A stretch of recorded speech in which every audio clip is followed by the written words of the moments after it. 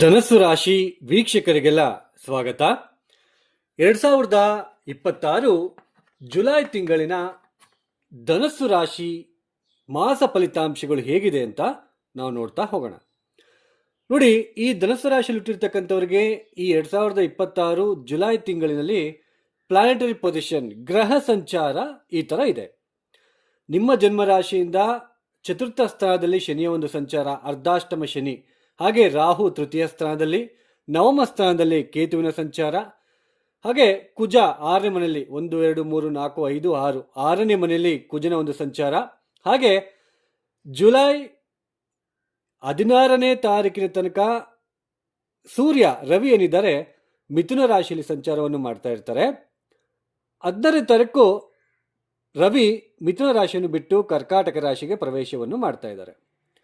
ಇನ್ನು ಗುರು ನಿಮಗೆ ಗೊತ್ತೇ ಇದೆ, ನಿಮ್ಮ ಜನ್ಮ ರಾಶಿಗೆ ಅಧಿಪತಿಯಾಗಿರ್ತಕ್ಕಂತಹ ಗುರು ಅಷ್ಟಮ ಸ್ಥಾನದಲ್ಲಿ ಕರ್ಕಾಟಕ ರಾಶಿಯಲ್ಲಿ ಸಂಚಾರವನ್ನು ಮಾಡ್ತಾ ಇದ್ದಾರೆ.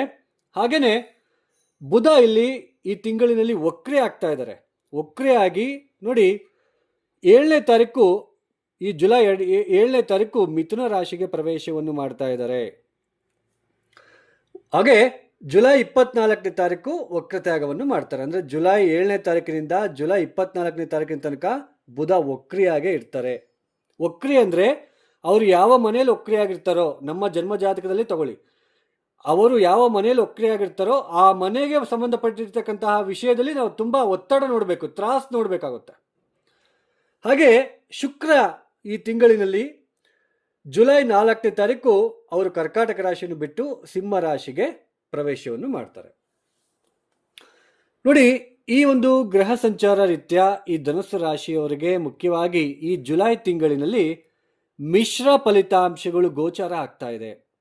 ಈ ತಿಂಗಳಿನಲ್ಲಿ ಯಾವ ಗ್ರಹಗಳು ಸ್ವಲ್ಪ ಶುಭ ಫಲಿತಾಂಶಗಳನ್ನು ಕೊಡ್ತಾ ಇದ್ದಾರೆ ಅಂತ ನೋಡೋದೇ ಆದರೆ, ಕುಜ ಮತ್ತೆ ಶುಕ್ರ ಈ ಎರಡೂ ಗ್ರಹಗಳ ಉಪಸ್ಥಿತಿ ಏನಿದೆ ಸ್ವಲ್ಪ ಶುಭ ಫಲಿತಾಂಶಗಳನ್ನು ನಿಮಗೆ ನೀಡ್ತಾ ಇದ್ದಾರೆ. ನೋಡಿ, ನಿಮ್ಮ ಒಂದು ಇದೇ ಥರ ನಿಮ್ಮ ಜಾತಕ ಅಂತ ಇಟ್ಕೊಳ್ಳಿ. ಧನುಸ್ಸು ಲಗ್ನದಲ್ಲಿ ನೀವು ಹುಟ್ಟಿದ್ದೀರಾ, ಲಗ್ನ ಮತ್ತು ರಾಶಿ ಎರಡೂ ಕೂಡ ಇದೆ ಅಂತ ಇಟ್ಕೊಳ್ಳಿ. ಅವಾಗ ನಿಮ್ಮ ಒಂದು ಜನ್ಮ ರಾಶಿಯಿಂದ 4ನೇ ಮನೆ ಚತುರ್ಥ ಸ್ಥಾನದಲ್ಲಿ ಶನಿ, ದ್ವಿತೀಯಾಧಿಪತಿ ಮತ್ತು ತೃತೀಯಾಧಿಪತಿ, ಈ ಧನುಸ್ಸು ರಾಶಿ ಧನುಸ್ಸು ಲಗ್ನಕ್ಕೆ ಇವೆರಡು ಮನೆಗಳು ಅಷ್ಟೊಂದು ಒಳ್ಳೆಯದಲ್ಲ. ಅಂತಹ ಶನಿ ಇಲ್ಲಿ ಕುತ್ಕೊಂಡಾಗ ಮಾನಸಿಕವಾಗಿ ಹಿಂಸೆ ಕೊಡ್ತಾನೆ, ಸ್ವಲ್ಪ ಮನಃಶಾಂತಿ ಇಲ್ದಂಗೆ ಮಾಡೋದು. ಉದ್ಯೋಗ ಇಲ್ಲಿ 4ನೇ ಮನೆ ಕುತ್ಕೊಂಡು ನೇರ ದೃಷ್ಟಿಯಲ್ಲಿ, ಸಮಸಪ್ತಕ ದೃಷ್ಟಿಯಲ್ಲಿ ದಶಮ ಸ್ಥಾನವನ್ನು ನೋಡ್ತಾ ಇರ್ತಕ್ಕಂಥದ್ದು. ಸೊ ಉದ್ಯೋಗದಲ್ಲಿ ತೊಂದರೆ ತಾಪತ್ರಗಳನ್ನು ಅನುಭವಿಸ್ಬೇಕಾಗುತ್ತೆ. ಸೊ ಈ ಥರ ಅಂದರೆ ಕುಜ ಮತ್ತು ಪಂಚಮಾಧಿಪತಿ ಕುಜನು 6ನೇ ಮನೆಯಲ್ಲಿ ಇರಬಾರ್ದು. ಈ ತಿಂಗಳಲ್ಲಿ 6ನೇ ಮನೆಗೆ ಬರ್ತಾ ಇದ್ದಾರೆ. ಇದರಿಂದ ಏನಾಗುತ್ತೆ, ಪಂಚಮ ಸ್ಥಾನ ಬುದ್ಧಿವಂತಿಕೆ, ನಮ್ಮ ಸಂತಾನದ ಒಂದು ವಿಚಾರದಲ್ಲಿ ನಾವು ಯಾವ ಥರ ಯೋಚನೆ ಮಾಡ್ತಾ ಇದ್ದೀವಿ, ನಮ್ಮ ಒಂದು ಯೋಚನಾ ಶಕ್ತಿ ಎಷ್ಟರ ಮಟ್ಟಿಗಿದೆ, ನಾವು ಕೂಲಾಗಿ ಯೋಚನೆ ಮಾಡ್ತೀವ ಯಾವುದಾದ್ರೂ ಒಂದು ವಿಷಯನ, ಅಥವಾ ಬೇಗನೆ ಕೆಲವರು ಸುಮ್ಮನೆ ಸಡನ್ನಾಗಿ ಡಿಸಿಷನ್ ತಗೊಂಡು ಸಡನ್ನಾಗಿ ಕೆಲಸ ಮಾಡ್ಕೊಂಡ್ಬಿಟ್ಟು ಸಕ್ಸಸ್ ಆಗ್ತಾರೆ, ಕೆಲವರು ಅನ್ಸಕ್ಸಸ್ಫುಲ್ ಲಾಸಸ್ ಮಾಡ್ಕೊಳ್ತಾರೆ. ಬಿಕಾಸ್ ಆಫ್ ಡಿಪೆಂಡ್ಸ್ ಆನ್ ಪಂಚಮ ಸ್ಥಾನ. ಈಗ ಶೇರ್ ಮಾರ್ಕೆಟಲ್ಲಿ ಇನ್ವೆಸ್ಟ್ಮೆಂಟ್ ಮಾಡೋದು, ಅದರಲ್ಲಿ ಲಾಭ ಮಾಡ್ಕೋಬೇಕು ಅಂದರೆ ನೋಡಿ, 1 2 3 4 ಇದು ಪಂಚಮ ಸ್ಥಾನ. ಪಂಚಮ ಸ್ಥಾನದಲ್ಲಿ ಕುತ್ಕೊಂಡಿರ್ತಕ್ಕಂತಹ ಗ್ರಹ ನೇರವಾಗಿ ಲಾಭ ಸ್ಥಾನ ನೋಡ್ತಾರೆ. ಸೊ ಈ ಪಂಚಮ ಸ್ಥಾನ, ಪಂಚಮಾಧಿಪತಿ ತುಂಬ ಮುಖ್ಯ. ಈ ಪಂಚಮ ಸ್ಥಾನದಲ್ಲಿ ಒಳ್ಳೆಯ ಶುಭ ಗ್ರಹಗಳು, ಈ ಧನುಸ್ಸು ರಾಶಿ ಧನುಸ್ಸು ಲಗ್ನಕ್ಕೆ ಮಿತ್ರ ಗ್ರಹಗಳು. ಈಗ ಗುರು, ನಿಮ್ಮ ರಾಶಿಯಾಧಿಪತಿ ಗುರುನೇ ಇಲ್ಲಿ ಕುತ್ಕೊಂಡಾಗ ಈ ಲಾಭ ಸ್ಥಾನ ಒಳ್ಳೆ ಬುದ್ಧಿವಂತಿಕೆಯಿಂದ ಮೋಸ ಮಾಡ್ದಂಗೆ, ಇನ್ನೊಬ್ಬರು ಏನು ಅಕ್ಕಪಕ್ಕ ಮನೆಯವರು ತುಂಬ ಡೆವಲಪ್ಮೆಂಟ್ ಆಗ್ತಾ ಇರ್ತಾರೆ ದಿನದಿಂದ ದಿನಕ್ಕೆ. ನಾವು ಈಗೋ ಮತ್ತಮೇಲೆ ಜಲಸಿ ಎರಡೂ ಕೂಡ ಇರೋದಿಲ್ಲ ಪಂಚಮ ಸ್ಥಾನ ಶುದ್ಧವಾಗಿದ್ದರೆ. ಅಂದರೆ ಇನ್ನೊಬ್ಬರ ಬಗ್ಗೆ ತಲೆ ಕೆಡಿಸ್ಕೊಳ್ದಂಗೆ ನಮ್ಮ ಕೆಲಸ ನಾವು ಮಾಡ್ಕೊಳ್ತಾ ಹೋಗ್ತೀವಿ, ಬಿಕಾಸ್ ಆಫ್ ಪಂಚಮ ಸ್ಥಾನ. ಸಂತಾನ ವಿಚಾರದಲ್ಲಿ ನಮ್ಮ ಸಂತಾನದಿಂದ ನಾವು ಯಾವ ಥರ ಅಭಿವೃದ್ಧಿ ಆಗ್ತಾ ಇದೆ ಅನ್ನೋದು ಕೂಡ ಪಂಚಮ ಸ್ಥಾನ ರೆಪ್ರೆಸೆಂಟ್ ಮಾಡುತ್ತೆ. ಅಂತಹ ಪಂಚಮಾಧಿಪತಿ 6ನೇ ಮನೆಯಲ್ಲಿ ಕುತ್ಕೊಂಡು ವ್ಯಯಸ್ಥಾನವನ್ನು ನೋಡ್ತಾರೆ, ನೇರವಾಗಿ 12ನೇ ಮನೆ ಮೇಲೆ ದೃಷ್ಟಿ ಹಾಕ್ತಾರೆ ಅವರು. ಸೊ ಇದರಿಂದ ಏನಾಗುತ್ತೆ, ಆಗ್ತಕ್ಕಂತಹ ಕೆಲಸಗಳು ನಮಗೆ ಕರೆಕ್ಟಾಗಿ ಆಗ್ತಾ ಇಲ್ವಲ್ಲ, ನಷ್ಟ ಆಗ್ತಿದೆಯಲ್ಲ, ಎಲ್ಲೋ ಒಂದು ಕಡೆ ಲಾಸಸ್ ಆಗ್ತಿದೆಯಲ್ಲ ಅನ್ನೋದು ಒಂದು ಒತ್ತಡ ನಿಮಗೆ ಉಂಟಾಗ್ತಕ್ಕಂಥದ್ದು ಈ ತಿಂಗಳಿನಲ್ಲಿ ನೀವು ಧನುಸ್ಸು ರಾಶಿಯನ್ನು ನೋಡ್ತೀರಾ. ಹಾಗೆ ಸಂತಾನದ ಒಂದು ವಿಚಾರದಲ್ಲಿ ಖರ್ಚುಗಳು ಜಾಸ್ತಿ ಆಗ್ತಕ್ಕಂಥದ್ದು. ಹಾಗೆಯೇ ಕೋಪ ಜಾಸ್ತಿ. ಕುಜ ಯಾವತ್ತೇ ಇದ್ರೂ ಆತ ಇರೋ ಸ್ಥಾನದಿಂದ 1 2 3 4 ನಾಲ್ಕನೇ ಮನೆ ನೋಡ್ತಾರೆ. ಹಾಗೆ 1 2 3 4 5 6 7 ಸಮಸಪ್ತಕ ದೃಷ್ಟಿ. ಹಾಗೆ 8ನೇ ಮನೆ ನೋಡ್ತಾರೆ. ಅಂದರೆ ನಿಮ್ಮ ಜನ್ಮ ರಾಶಿಯನ್ನು ನೋಡ್ತಾರೆ. ವಿಪರೀತ ಒತ್ತಡ ನೋಡ್ತೀರಾ. ಆಮೇಲೆ ಪಂಚಮ ಸ್ಥಾನ ಅಂದ್ರೇನು?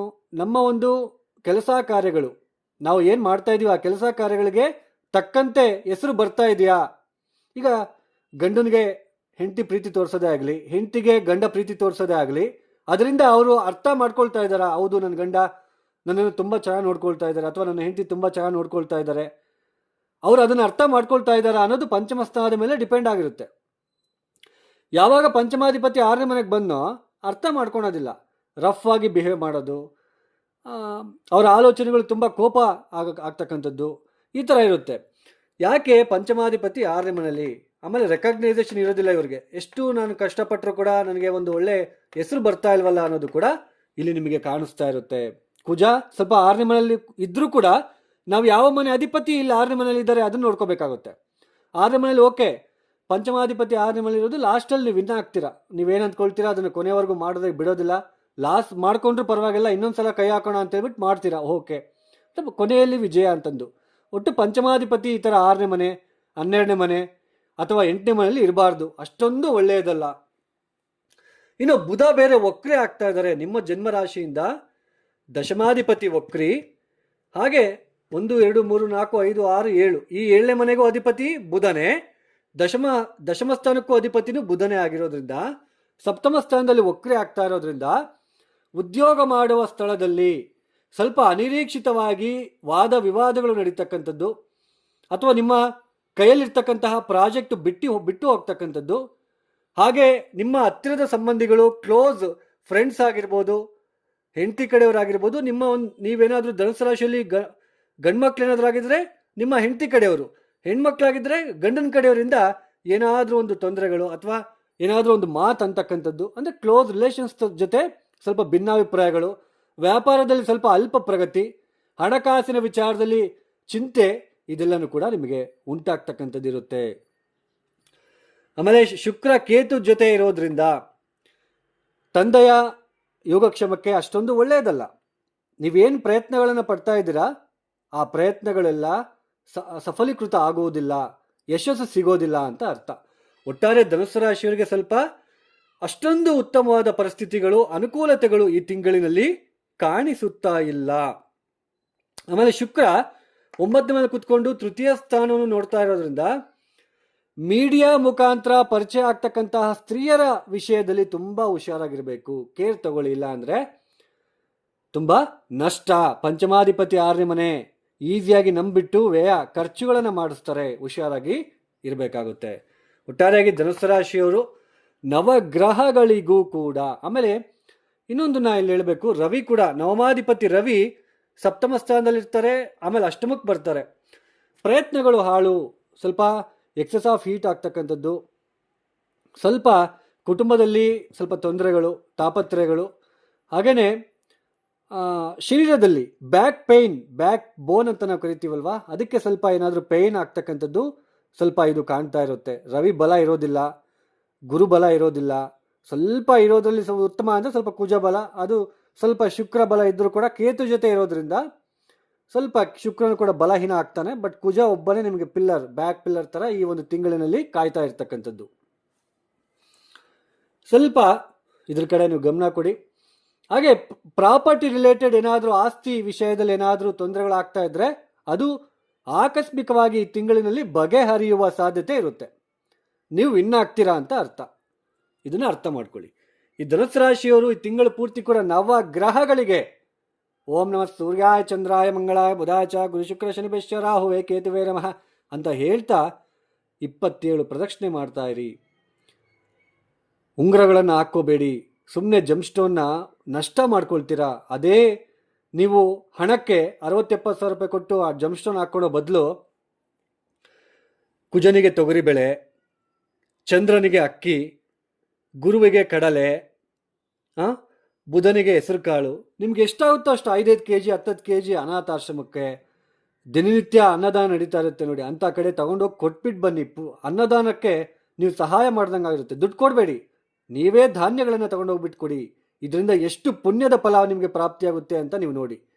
ಉಂಗುರ ಹಾಕ್ಕೊಂಡ್ರೆ ಸುಮ್ಮನೆ ಅಲಂಕಾರಿಕ ಅಷ್ಟೇ, ಅದರಿಂದ ಏನೂ ಎಫೆಕ್ಟ್ ಆಗಲ್ಲ. ಮಂತ್ರಕ್ಕೆ ಇರೋ ಶಕ್ತಿ ಬೇರೆ ಯಾವುದೇ ವಸ್ತುವಿಗೂ ಇಲ್ಲ, ಅರ್ಥ ಮಾಡ್ಕೊಳ್ಳಿ. ಸೊ ನವಗ್ರಹಗಳಿಗೂ ಪ್ರದಕ್ಷಿಣೆ ಮಾಡಿ, ಹಾಗೆ ಪಂಚಮಾಧಿಪತಿ 6ನೇ ಮನೆ ಇರೋದ್ರಿಂದ ಸುಬ್ರಹ್ಮಣ್ಯನ ಆರಾಧನೆ.